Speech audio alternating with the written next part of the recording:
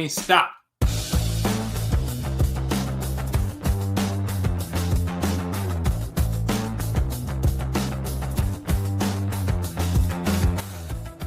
Hey everyone, how you doing? This is Amon Green, Green Bay Packers all-time leading rusher, and you're watching Packers Total Access Live, your daily source for Packer content. Go Pack, go.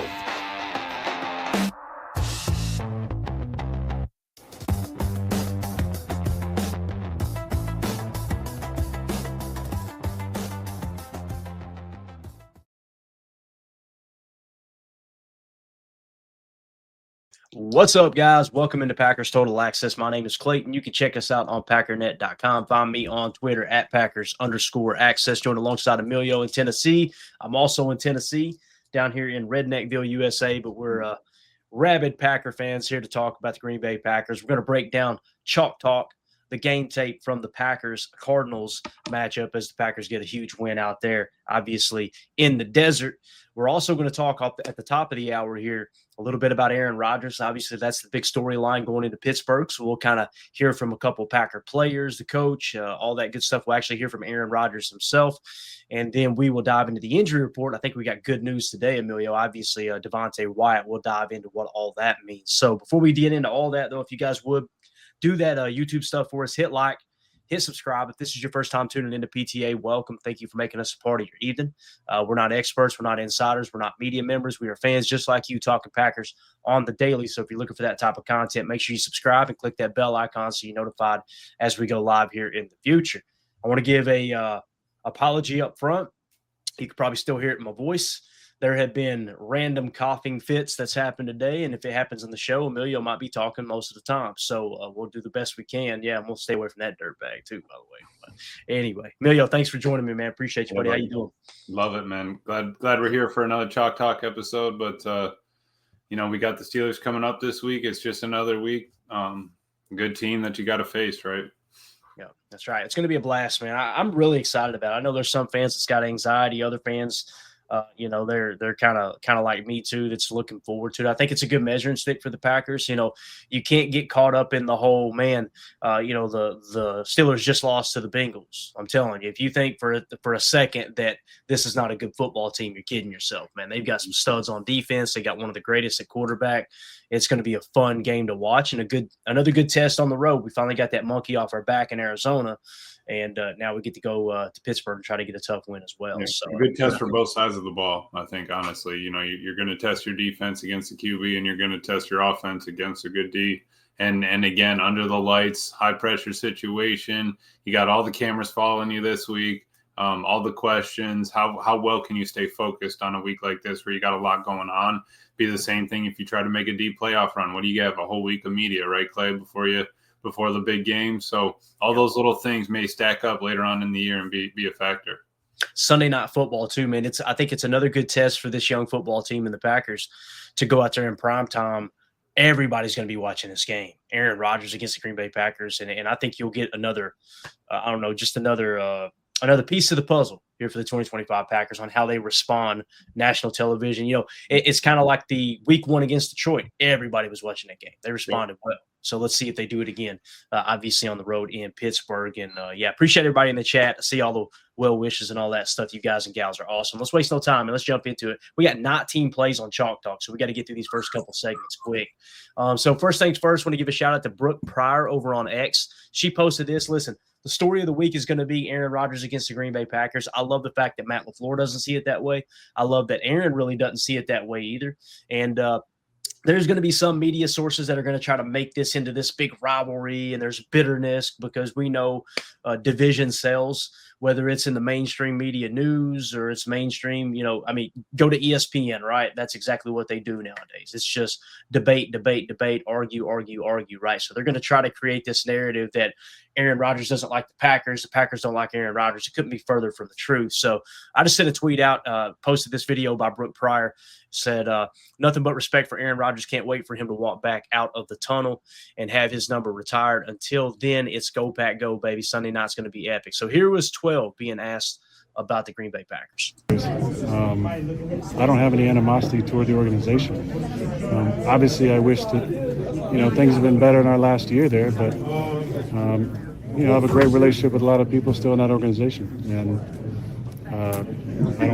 this is not a revenge game for me. I'm just excited to see some of those guys and be on Sunday Night Football again. Have your feelings toward the organization evolved the longer you've been away from them, that not feeling animosity? Is that something you kind of had to work to feel, or work to get to this point? We're always working on ourselves and trying to be better than we were previous day, previous month, previous year. But absence makes the heart grow fonder, maybe. I have a lot of great memories from my time there. A lot of great interactions with fans over the years, living in Green Bay, living in Swamico, living in Hobart, going to Chives, being out and about, seeing people at the Piggly Wiggly when I'm shopping for groceries. I grew up there. I spent 18 years there, from 21 to 39, so I'm thankful for my time there. Obviously, would have loved to ride off in the sunset after a Super Bowl win, but that's not the way the league goes sometimes. And, I knew the writing was on the wall when Jordan was picked. And as a matter of time, I happened to win MVP the first 2 years he was with us. But I knew at some point there would be a change, and if I wanted to play, it'd probably have to be elsewhere. So I understand the situation. So I love it, man. Listen, class act. You got to tip your cap. You got to clap it up for 12. Now number 8, obviously over there in Pittsburgh, and wish him nothing but the best. Other than when he plays the Packers, I'm sure he feels the same way about Green Bay. He's done more sticking up for the Packers than most fans have this year. To be honest with you, anytime the Bears gets mentioned, he wastes no time, Emilio, just roasting the hell out of them and talking about how Jordan Love and the Packers still own the Bears. So, what's your take on it, man? Yeah, man, I love hearing that. I know that we got to go against him this week, and I want the Packers to win. I want him to be on his back as much as possible. But the fact is he grew up there. I grew up with him, right? It's like that was my whole life. Was I got to see some Brett, and it was Rodgers. So I really can't wait to kind of just see him, get that first hit off, whatever you need to do, and then it's just football from then on out. But the way he handles himself, and like he said, the distance make the heart grow fonder. I think that's probably true. Got away from it a little bit, got to cool down. Sometimes you get a little heated in the moment, Clay. You just want to break something over the knee there. But I think that he's happy where he's at now, and I think he'd be happy when he goes back and hangs that jersey up. Yeah, definitely, man. And Wes Hodkiewicz had quote tweeted Matt Schnaben, who posted the video here. This was Keyshawn Nixon talking about Aaron Rodgers earlier today. I actually, if everybody know, I did not want to come here. I hated it here when I first got here, and I used to just be kind of miserable, just wasn't comfortable, just trying to get to know guys and stuff like that. And Aaron used to always just be like, "Why you so mad and angry?" And made me give him a hug, and it was like a thing. But our relationship grew over time, and we still talk and communicate and stuff like that. But I appreciate him always. Have you sent him anything this week yet? No, I'm not talking to him right now. Okay. That's the right attitude right now. I love that he acknowledged the same thing that Aaron Jones acknowledged about Aaron and his time in Green Bay, how he was that dude that, isn't it funny too? Like, I think Wes Hodkiewicz probably said it best here. He said, Keyshawn was incredible today, added later, quote, "You hear the stories about 12 and stuff like that, arrogance, mean. But it was never that. I never experienced that with Aaron. It was always good vibes. He always lifted players up. I remember when I was kind of going through a slump early in that year. I wasn't playing that much. He was just telling me, it's going to come. Just be ready. He was always telling me to keep that dog in me." So again, the media portrays Aaron Rodgers as this evil person, and we know why. We're not going to get political. It is what it is. I don't care what side you're on.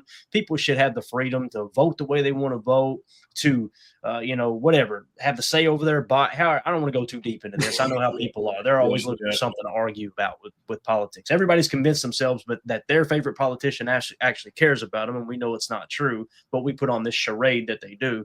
Anyway, we know where that's a lot of that hate came from. And I know there are people on that side are going to roll their eyes at that. It is what it is. I've seen it firsthand over and over and over. With that being said, they try to paint this picture like Aaron's this bad teammate, and it couldn't be further from the truth, obviously. Does he get mad at players on the field? Absolutely. Yeah. I always say, Emilio, you play collegiate sports. I didn't play collegiate sports. I'm sure it was on a different level, right? At the college level, even in high school, playing high school ball, man. I'm telling you, dude, some of the stuff that happens behind the scenes that people don't know. If you've never played a team sport, And then you can always tell the people who haven't played a team sport because they hear about stuff where, oh, he got chirpy with him or he cussed him out on the field. And they're like, what an arrogant. I'm going, boy, y'all have no clue what goes on behind the scenes. It ain't nothing for somebody to come out of practice with a black eye. And next day you're patting each other on the rear end and moving on to the next game. Mm-hmm. Yeah, I mean, that's almost how you build a little bit of, a little bit of bond with the team when you have those kind of things. Sometimes you gotta butt heads. Sometimes you're in practice and you lay a hit and the dude is either, knocked out, can't breathe, or he gets up and he is pissed off at you, right? Then you got to go deal with that. So you get a little bit of that excitement. I think that, Rodgers just having that effect on people. Like you said, they paint him as that, but how much do you know about behind the scenes? I feel like every time you hear about a player talking about him, he was always good to him, always, I've heard good stories about, things he's done for players and things like that. So I'm not going to bash the man, but I do hope we win and get a lot of sacks against him. Yeah. Oh, no doubt, man. I hope they sack him 10 times. Yeah, right. Just be real. Wes Hockwitz put a tweet out here too. Matt LaFleur on Rodgers' mentorship of love. Quote, he was awesome. He did a great job being supportive with him and trying to give him nuggets all the time. And I think Jordan leaned into that. The mastery he has of our offense, the protection schemes, I thought it was great for both. And of course, Jordan Love has been very vocal of how Aaron Rodgers was such a good teammate to him and bringing him along, obviously. Mm-hmm. So again, man, excited about that matchup against 12-8, I should say, out there in Pittsburgh. Know where TJ Watt is at all time. I'm excited about putting the game plan together as we go a little deeper in the week, but it's going to be a fun matchup, and embrace it's what I say to fans, man. Like, just embrace it. Don't try to look at it like from anxiety of, oh God, what if Aaron beats it? What if he does it? You know what? He's beat every other team in the league. You know what I mean? Like, yes, we all go into Pittsburgh knowing this is a losable game, but also this is a very winnable game too, man. I'm excited again. It's going to be another piece of the puzzle. How good is this Packers team? That's what I'm excited about. So, anything else on the Aaron Rodgers there, man? No, we're going to get into it this week, I'm sure. I'd like to dive in. I'll probably try to keep up with his pressers this week just to see what we get from him. But it's going to be a good game, man. Sunday night, all the lights on us. Definitely. And for those of you who are watching this video back later, let us know in the comments, what do you think about Aaron Rodgers facing the Green Bay Packers? What do you think? Do you think he'll show up in vintage Aaron Rodgers form? Do you think it's the older version that maybe doesn't have as much badazz as he had in the past? How do you think Jordan Love will stack up and maybe raise up to the bright lights there on Sunday Night Football? And let us know. Fifth, he would be the fifth quarterback. Looks like we have four: Brett Favre, Peyton, Drew Brees, and Tom Brady that have all beat all 32 teams. So that's what we're defending right there, right? Pack want to hold that back. I'm assuming he's beat all other teams, right? Yeah. No, I'm pretty sure he has. Yeah. I would be very surprised if he hadn't. I didn't fact check that. I just assumed he's probably beat all other 31 teams. So, all right. With that being said, man, let's switch gears real quick. Let's get into the injury report. We got some good news, Emilio. Look who back on this field here, as it was Dominique Yates put this video out earlier on X. It's Devontae Wyatt in a limited fashion, but Devontae Wyatt back on the practice field is really, really exciting, man. If you can get him back for Pittsburgh, and I don't know how sure, I kind of feel like right now, Emilio, it's probably a 25% chance that he plays, right? Because he didn't even practice last week. So this is like his first week back at practice. But boy, oh boy, if 95 is out there with the way Kobe Wooden played too, and you've seen who was the other one that stepped up? Warren Brinson the week before looked pretty solid, right? Yep. So you've got all these young guys that are starting to kind of take control of their reps. We're seeing a little more 3-3-5. Remember that a couple weeks ago I said I'd like to see a little more 3-3-5. Maybe we press into that. Now, from a 3-3-5 standpoint, what I'm talking about is when we're playing Joker 1, right? Where you got 3 down linemen and you've got Micah playing linebacker, but he's rushing the quarterback, right? So you're given a 3-3-5 approach where you got 3 down linemen and five DBs, obviously. We have 5 DBs and 3 linebackers as well, with Micah being one of those linebackers. But essentially, you're still rushing 4. But it does allow you to do a little 52 drop. We've seen a little 52 drop. Rashawn Gary in coverage last game. We'll talk about that on Chalktalk. That being said, if Devontae Wyatt's out there for this game, boy, that's going to help in the middle of this defense, man. Yeah, no, exactly. The speed, the power, everything that we need from D. Wyatt. Would love to have him back. I think you're probably right, 25. I wouldn't say it's past 50. And again, we got a long season ahead. Why are we rushing them back when you're getting this kind of production? Maybe it's not perfect out of your fronts of, Wooden, Brooks, Brinson, Stackhouse, whoever it is. I think that you're in decent shape right now where you can still get through. The issue is, you're going up against a veteran QB and Rodgers that you got to be ready for. But I'd also kind of like our chances of our edges being able to push the pockets, kind of collapse it sideways. Yeah, we need them to try to collapse the front, but I think that we could still get that out of Wooden, Brooks and Stackhouse and everybody before we have to go and bring Wyatt right back. Yeah, definitely. And this one here too, this probably isn't a big surprise to anyone, but this just came down to pocket. I'm seeing Matt Schneidman reported as well.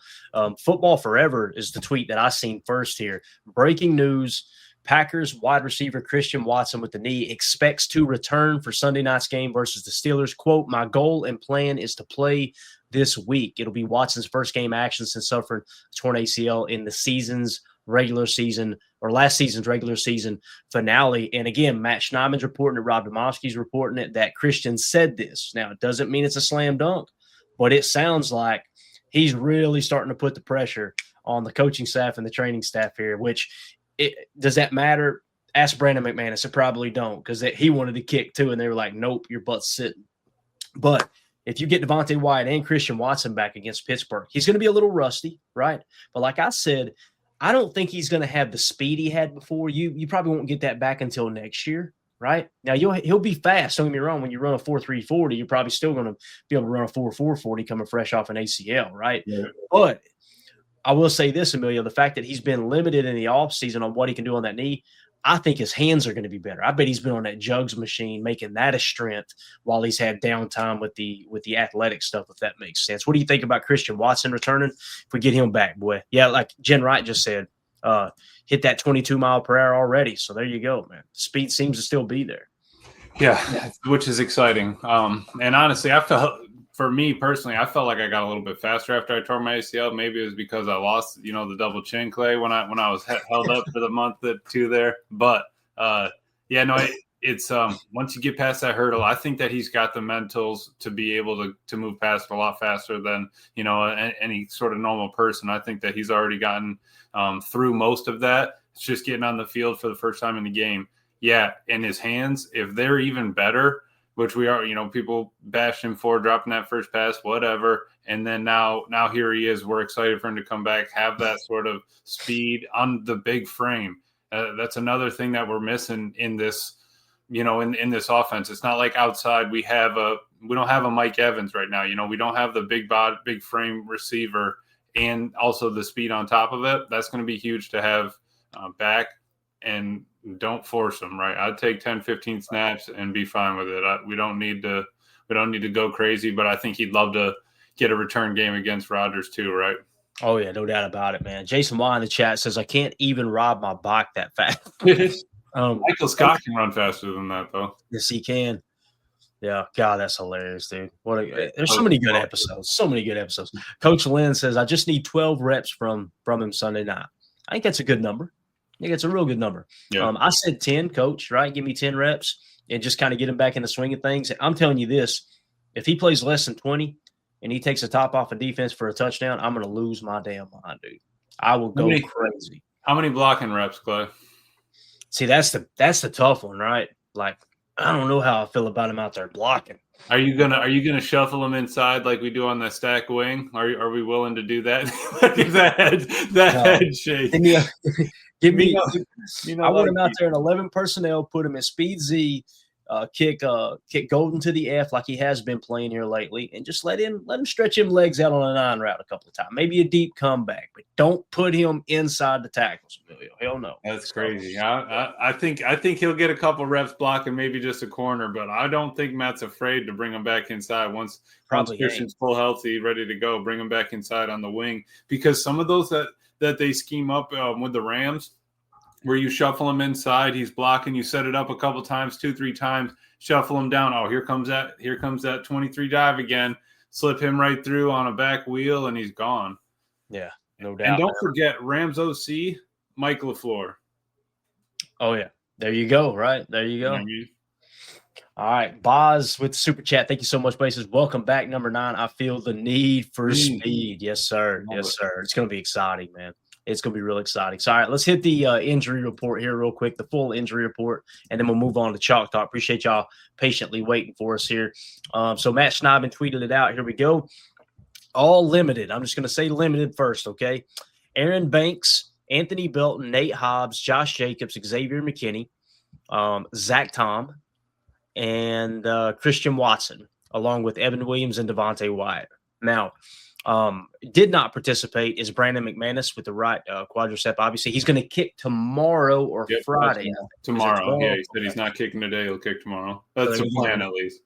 Going to give him another day and then let him kick, right? Lucas Van Ness with the foot did not participate. I don't think there's any chance you get him back. And also, Dontavion Wicks hurt his calf in that game, right? In that last game. So he did not participate. That's right. So we'll probably be without him, but if you get Christian Watson back, pretty good trade-off right there, right? You feel pretty good. Even with Christian Watson being a little behind the 8 ball, kind of getting caught back up and back in football shape, I feel like he is, even at 80%, is probably better than Dontavion Wicks, me personally. Now, I know they got different skill sets. I got you.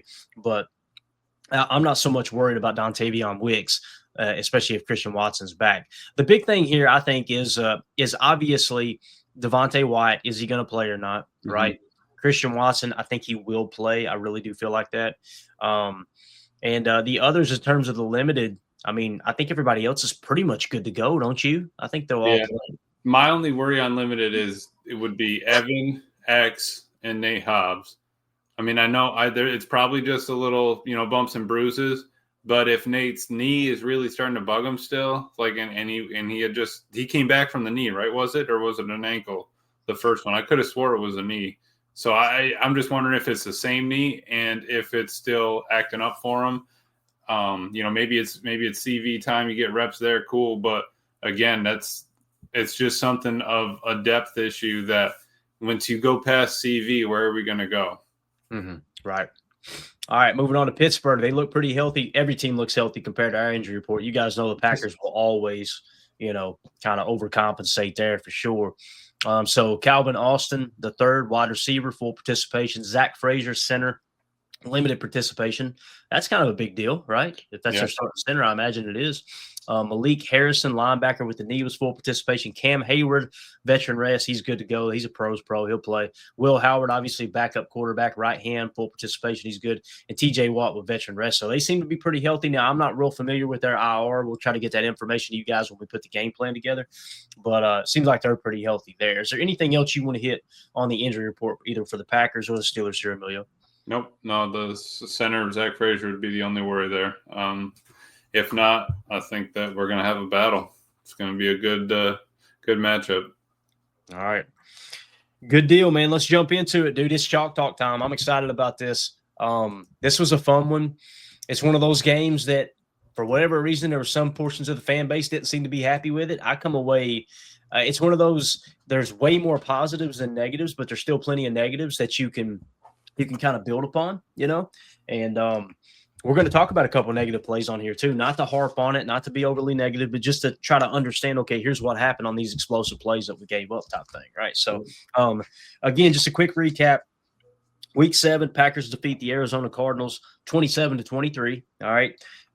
We lost the middle 8 7-3. Okay. However, it is worth mentioning that even though we lost the middle 8 7-3, that let me get this set up. I'm sorry. The Packers did score at like the 9-minute mark. Okay. So it's like one of those things that it's still not technically the middle 8, but it's close enough to the middle 8 where you still feel a little bit of that momentum, right? Because we did come out and got a huge strip sack there by Rashawn Gary in the third quarter that was in the middle 8. We'll talk about that play for sure. And Green Bay wins the turnover battle 1-0 because of that strip sack. So again, we got 19 plays. Let's get into it, Amelia. It's going to take some time here, and we'll try to fly through it and not bore everybody too much. But I know this is one of the shows that people look forward to the most. So first play, right?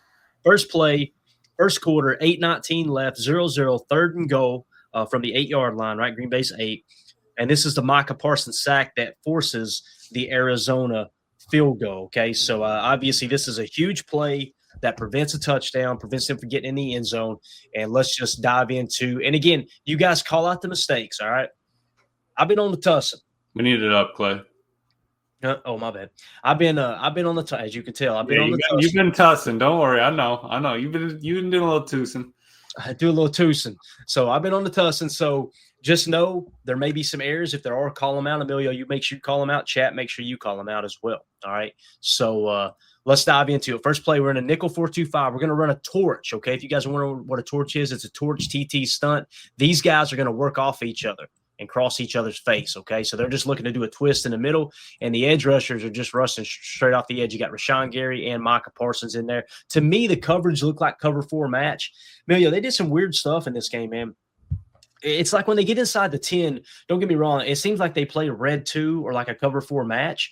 There was one particular play where they're inside the 20 on a third down.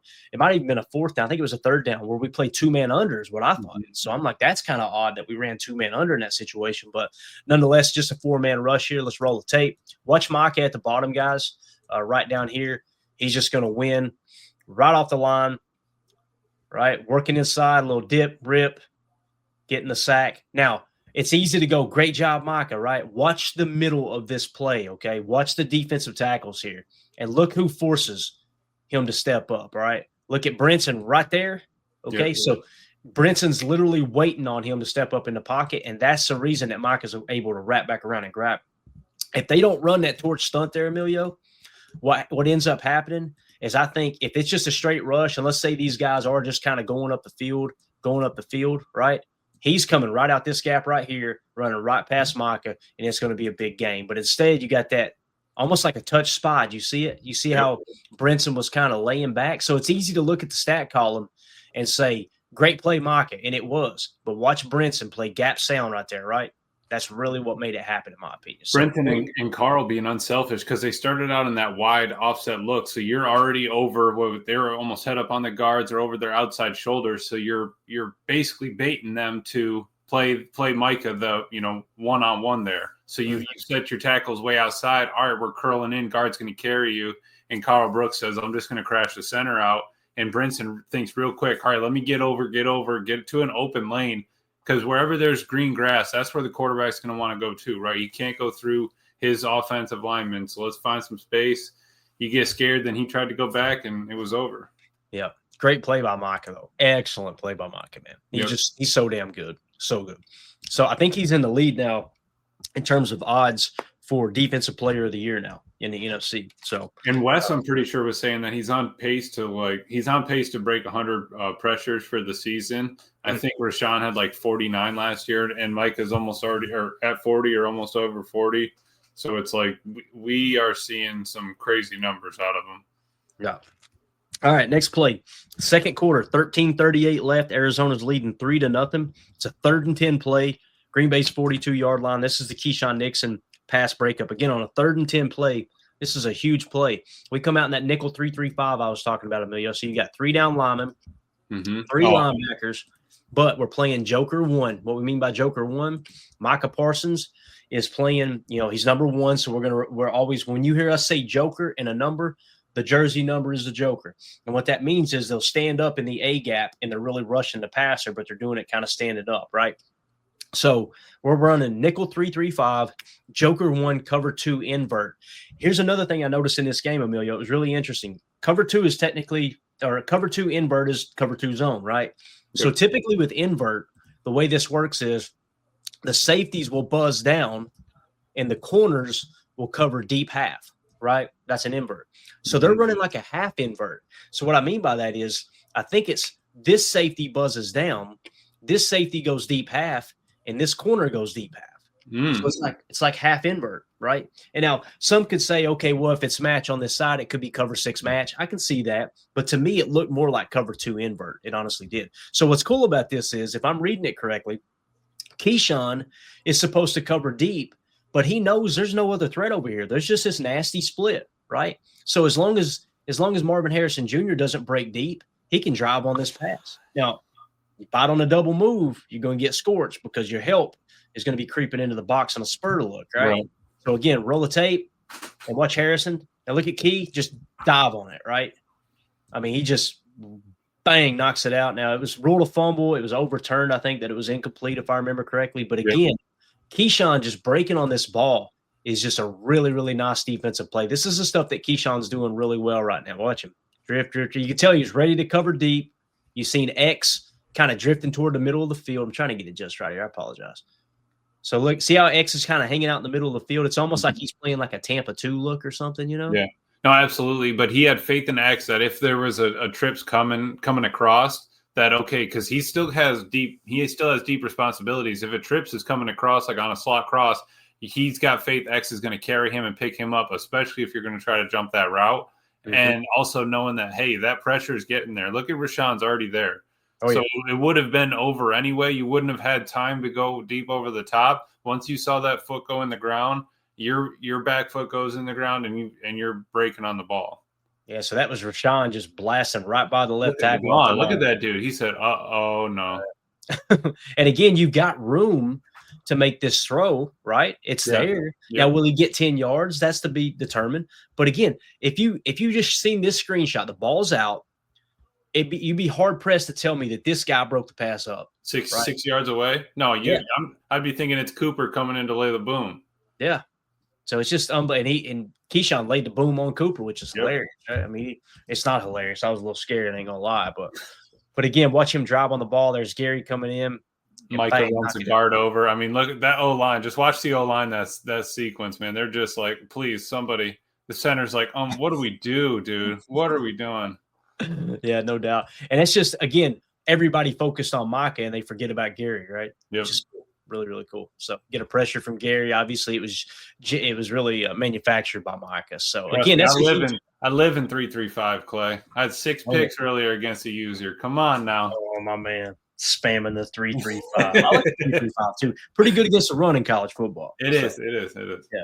All right, next play, second quarter, 12:49 left. Arizona's leading 3-0. This is a 2nd and 4 play from their own 26-yard line. This is a Josh Jacobs 10-yard run. All right, and really, really love this play design. I don't think I've ever said this on Chalktalk where we've got a Y orbit swing RPO. All right, now let me explain what all that means real quick. So we're going 11 gun nasty, dubs right, Y orbit swing, 21 RPO, and it's going to be the swing to the Y. So orbit motion is when a player motions behind the quarterback. So the Y, Tucker Kraft, is going to orbit around and set up a swing pass.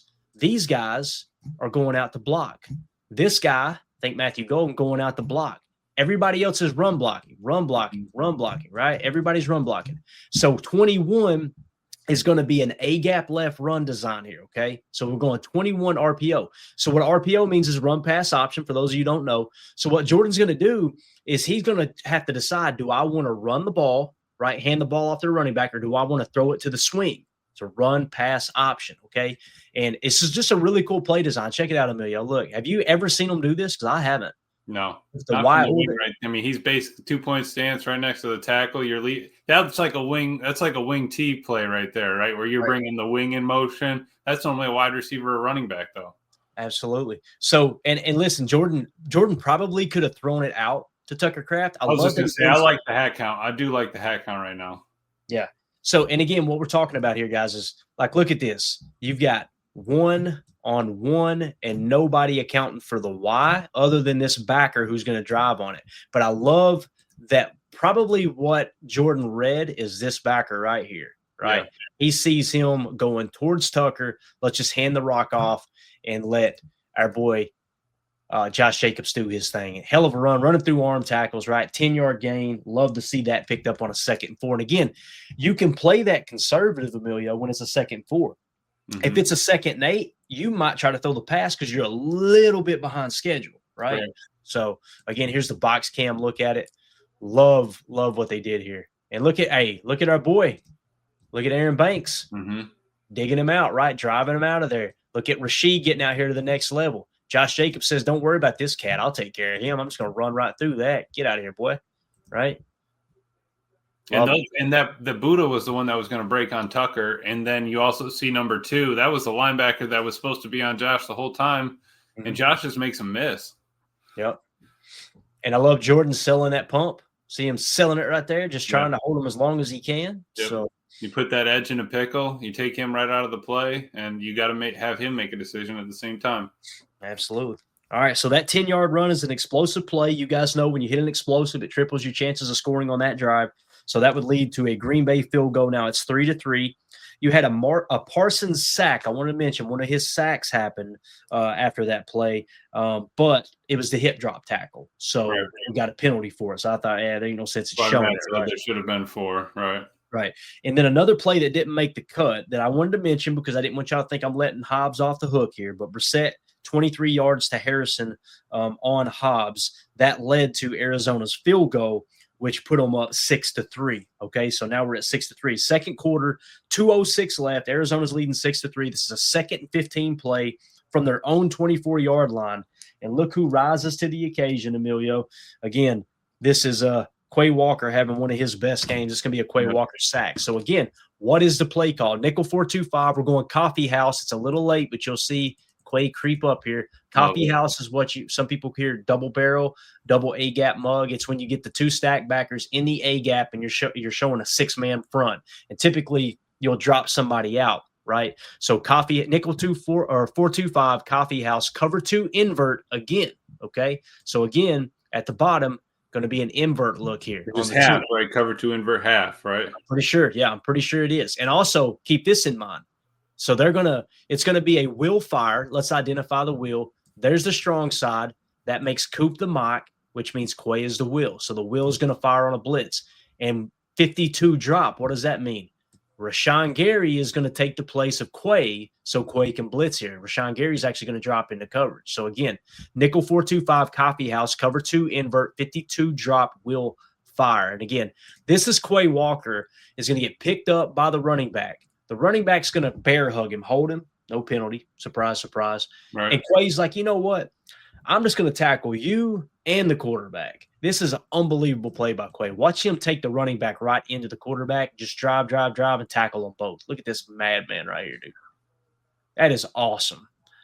So, again, let's see if that was a half invert or not, Emilio, since you asked. So, to me, it looks like it is. You'll notice the safety. I'm pretty sure right here what you're going to see is X, deep half, and then down here, deep half. Everybody else is just going to kind of hang out underneath, drop out underneath, 52 drop out underneath, and hang out underneath, right? So you've essentially got 2 deep, right?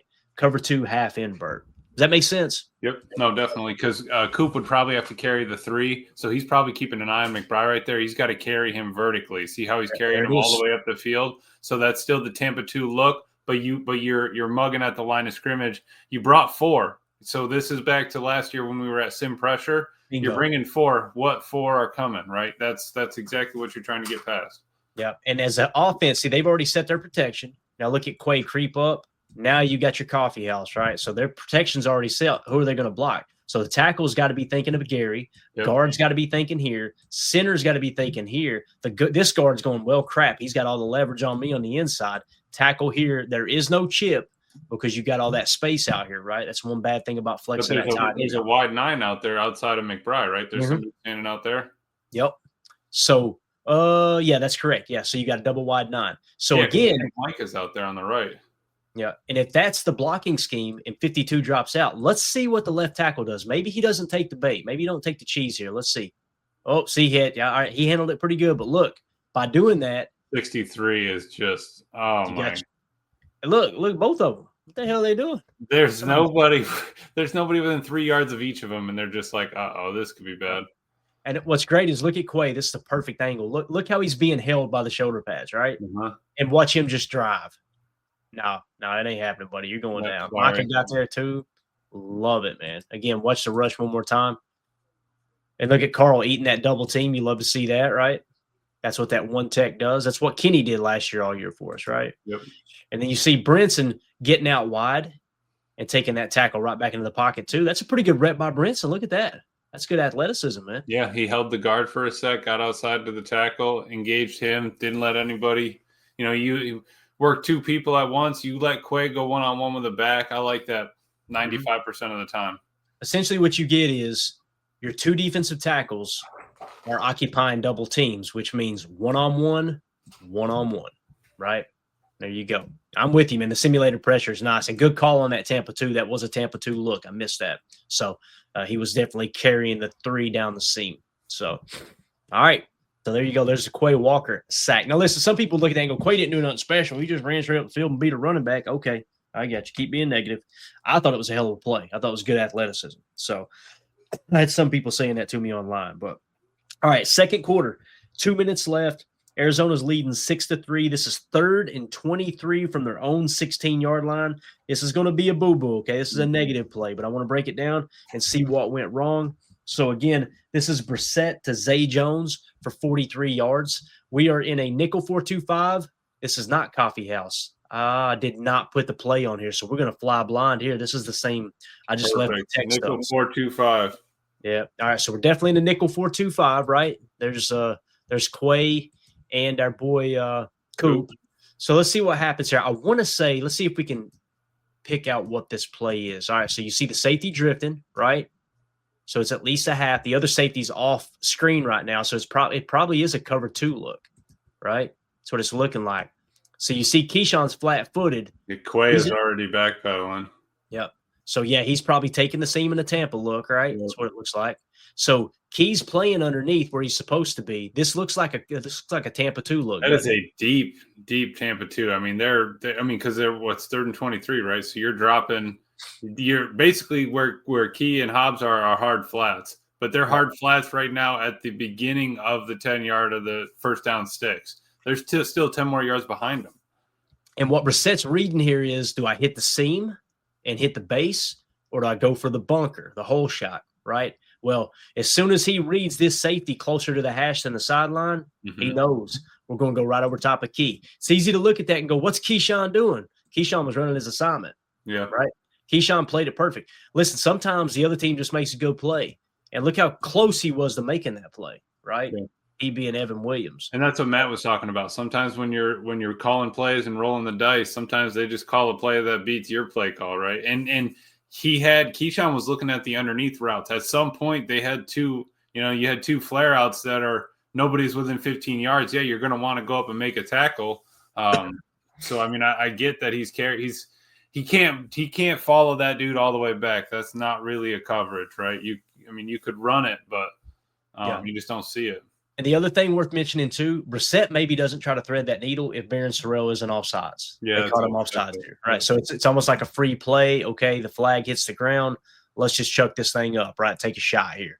It just so happened to be the perfect read too. And Evan, so close. Look at that. He is right there. So, again, I don't look at that like Evan Williams gets a negative mark or Keyshawn gets a negative mark. That's a soft spot. When you run a cover 2 defense, you got the base down the seam, and the hole shots are the bunkers on the sidelines, right? Over top of the curl flat, underneath the deep half zone. But when they run a Tampa 2, I feel like Evan should cheat a little bit more to the sideline, right? Because you've got that backer running down the seam. So I kind of feel like if there's any blame to be had there, it's Evan. But at the same time, he played his assignment, and he almost made the play you could see here. So. And it could be part of his sugar pre-snap is how far inside he wants to be, if they want the safeties pinched or not. That's a tough one. But like you said, probably wouldn't have happened if we didn't jump off sides. And those are the ones you can control. Pre-snap penalties we can control. That's something that Matt has been harking on. I've been all about it, since the start. But if we can stop pre-snaps, I really don't care if we get a couple in between. We just can't get beat mentally. Yeah. All right. So up next, we've got second quarter, 19 seconds left. Arizona still leading 6-3. It's a 3rd and 4 play from Green Bay's 15-yard line. This is the Brissett touchdown to McBride. Okay. And that's going to obviously extend the lead to 13-3. But I think what the play call here is nickel 3-3-5. We're going joker 1. So again, you got the joker here, right? You got your 3 down linemen. Okay. And I think it's cover 4 match, Emilio, which basically means if and then the 1 goes vertical, it becomes man coverage, right? The 2 goes vert, that becomes man coverage, right? If this 2 goes vert, that becomes man coverage. Yep. And then the same thing out here, right? So it's basically a palms or a cover 4 match is what I've always called it. Now, let's see who's to blame here, because it's going to go to McBride, who's the 2 on the right. Ball snap. Okay. Now, who picks him up? Look at I think Keyshawn realizes, Yep. right. Now, again, if the 2 goes vert or outside, I'm sorry, the 1 goes vert or outside, it's if and then. If this guy goes vert or outside, this becomes man coverage in a cover 4 match, right? Instead, he bends inside. Guess what? That becomes the match now, okay? So you've got to be very, very fluid. Keep your eyes on the quarterback while keeping your eyes on the work too. And if this guy breaks out, you got to know you're picking him up. Mm-hmm. I know without a shadow of a doubt, the assignment was not for him to carry the 2 because there's too many bodies back here, right? So to me, it looks like Keyshawn gets caught peeking right here, right? And now he knows, oh, crap, because watch him immediately turn like, well, yeah. Yeah. So I put it on Key there. So I think it was cover 4 match. What do you think, man? Is that what you're seeing? Absolutely, because the way he carries him when he's so 9, whoever that was, sets him outside right there at the 6, do a little corner post move, and it baited Keyshawn. That was it. I mean, Yeah. it's and he ran a nice shallow corner after the fact. So once he got shoved by Bull, I think that's Bull.